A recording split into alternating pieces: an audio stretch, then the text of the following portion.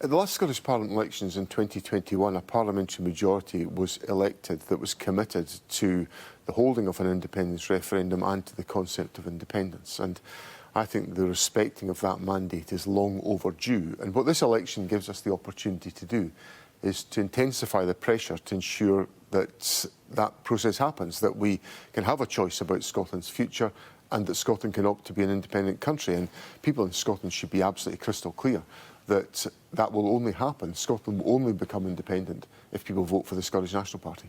You say that in this election, if the SNP win a majority of the seats, not the votes, just the seats, that will be a mandate for independence. So you could lose nearly 20 seats and that would still be a mandate for independence. To a lot of people, that will sound ludicrous. Well, what I'm saying is that if we win a majority of seats, that empowers the Scottish Government to take forward negotiations with the United Kingdom Government about how we become independent. And that should be, I've been very clear in all my political life that I think the best way for Scotland to become independent is for us to have a referendum on that question, so that an issue of this significance can be considered and debated properly by people in Scotland and they can exercise a democratic choice. But that will only come about if the SNP does well.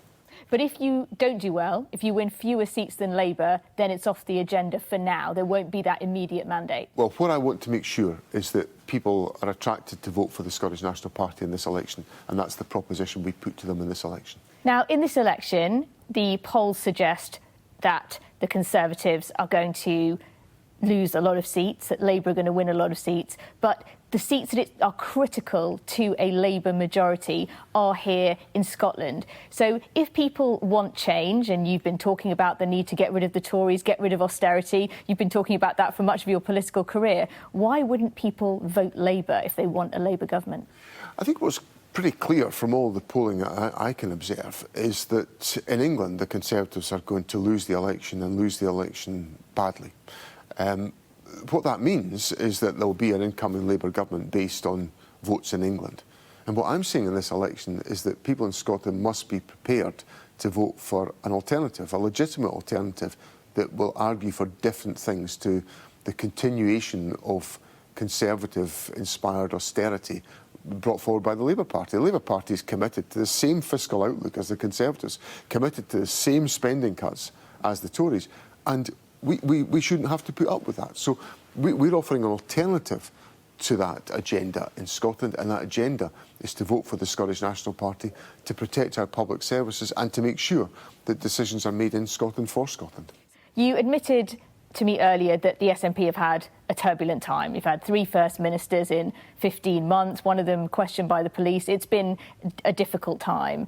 And we know that, according to all the opinion polls, there's going to be independence voters who turn away from the SNP at this election. Do you feel that you're being blamed for some of the mistakes that your predecessors have made? I've acknowledged publicly that the SNP's had a tough time. I'm First Minister because the SNP's had a tough time. And I've come in to strengthen the SNP, to build our trust with the electorate. I think people have seen me for many years in action as a government minister. I think they know me well, they know what I'm about, they know that I care deeply about Scotland, that we should take wise and considered decisions about the future of Scotland, and that we should take decisions that secure the best future for our country. That's what they'll get from me, and that's what I'm offering in this election.